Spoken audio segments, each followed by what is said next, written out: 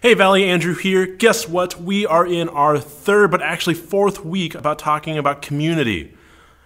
You know, actually, as we've been talking about community, Lance has been getting a couple doubts and fears about what it really means to be a Christian community or a community based on the gospel.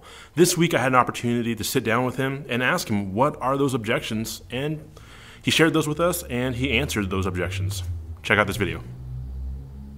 So this week in your message, you talked that there have been several people who have had objections, maybe that's too strong of a word, but maybe criticisms or critiques to the idea of a gospel community and how it doesn't work. What have those objections been, and what are your answers towards those? Yeah, I don't know that I would call them objections. I would call them doubts. Okay. That would be a good, strong. But I think it's birthed out of a history, right? All of us, we have this desire to have this community that we all have been talking about, to be in a place where you're known and where you know other people, where there's nothing hidden, no pretending. We all would love to be a part of that. And we've toyed with it from time to time. Mm-hmm.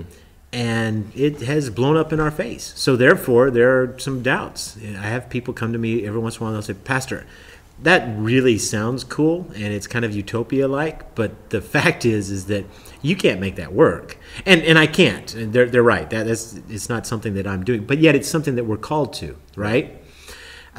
Like we talked about today, we not only need this community, we not only desire this community, but we're created for this community.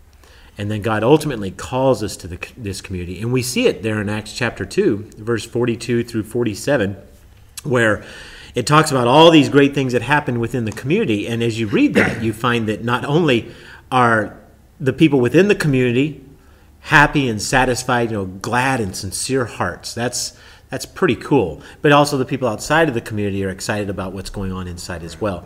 So I don't think that we will necessarily get it right every time, but I think it's something to strive for. I think it's something to aim at. I think that this is what God's called us to. So if you were looking for Christians to be able to take off your mask with, right, I guess what is some fruit in their lives you should be looking for, or what are some characteristics that you should be looking for in other people to feel safe around them? Okay, yeah. That's a great question, actually, because what you're asking is, instead of just going out there and picking people at random, you're saying what would be some precursors that I would look at and say. Our churches are full of people. No one is more righteous than another person, right? Because of the gospel, there is no moral high ground. Right. But there are maturity levels within the gospel, right?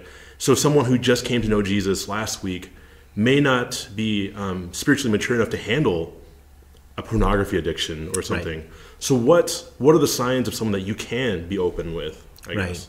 Well, I do think that you mentioned something there, a maturity level, a track record, a length of time where somebody has walked this walk and then have also had the opportunity to be honest with themselves.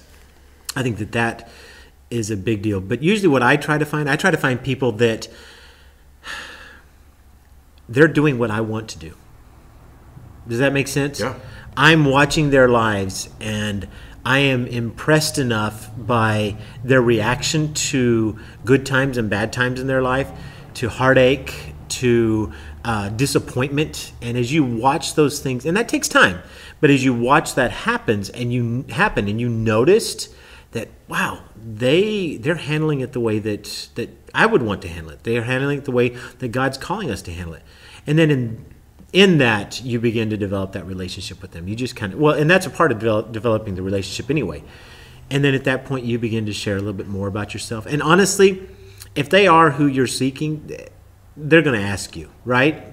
That's what happens in my life. Somebody comes to me and we're just doing life together, whether it's a barbecue or we're just driving down the street or whatever. They'll look over and they'll say, so how are you?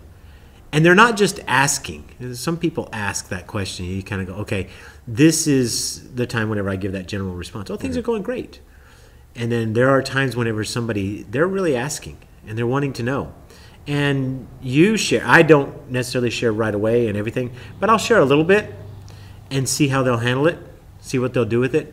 If they turn back around and they're not critical, but they have a quick response, the trite Christianese. Mm-hmm. Oh, yeah, well, you should really pray more. Okay, thank you. And that was fun. And we're probably not going to go much further than that because well, the truth of it is I should probably pray more. What I'm wanting is for somebody to walk with me through this. That's not necessarily, that's a byproduct. That's something that is happening because something else is going on in my life. And I need to figure that out. What do I need to pray about?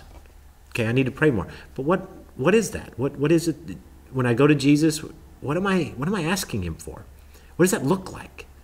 Does that make sense? Yeah, so essentially it's taking the time to examine the fruit of someone else's life. Or I guess when I say fruit, I mean the results. Correct. And if they have the results in their life that you want, seek them out and get to know them and really examine. So if you're struggling with marriage, you might look at someone who has a successful marriage and take advice. Because we live in a weird culture where we tend to get our advice from people who really shouldn't be giving the advice. We do. It's really weird that we do that. Well, it is something that I have noticed with this generation.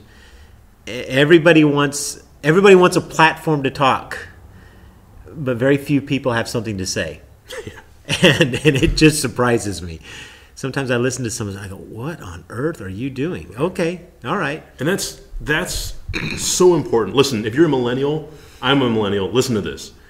It is true that everyone is entitled to their opinion, but not every opinion is weighed the same. You would not ask me about anything about your car. I have an opinion. Right. But I would be the last person you would want to talk to. You wouldn't want to ask him. No. I just change tires. That's all I do. And I drive them. That's all I do with cars. But if you asked me something about Pokemon, I could tell you all sorts of stuff. Oh, you could? My opinion on I didn't know Pokemon, that. Yeah, I am a Pokemon master. At least I did not know the first that. 150. Wow. Yeah, and so my opinion on Pokemon would be valid. Just an example. Now, wait a second. You caught all 150. No, I studied all 150. Okay. When I was in middle school. All right. Okay. Many years ago. Okay, because I had like 127. Wow. Yeah. I forgot you're actually playing the real game. I think you are further along than I am. Well, yeah. That's awesome. Sorry. Okay, I didn't mean to steal that thunder. No, it's great. So maybe I'm the master. Maybe that's it. Maybe if you took the time to see my fruit in Pokemon, and then you saw that Lance has better fruit in Pokemon, you would want to talk to him about... It's a great way to spend time with your kids, about your spiritual sin in Pokemon. Lance can help you through... Okay, this has really digressed. It has, but you get the point. So we're not going anywhere fast. But I'm glad you didn't want to waste any film. So. No, yeah, you're right. So anyway, thank you for answering that question. If you have not seen this sermon, hopefully by now we have figured out how to add face or YouTube cards, and so you can just click here, maybe, and check out the sermon, just right there. All right. Hey, Valley, if you've enjoyed our videos, let us know what you would like to ask Lance. I would love to sit down and ask him other questions that you have for him. If you have ideas for other things we could be doing, let us know as well. Because actually, I have this idea where I want to sit down with maybe our worship leaders and just kind of hear their heart about different music, different things, different aspects about worship. Let us know what you think. We check our comments regularly, so I guess that's a good place to comment. I think it would be like right... Where's the edge of the screen? Like right here? Too far? Right here somewhere? Okay. Let us know what you think. Right here.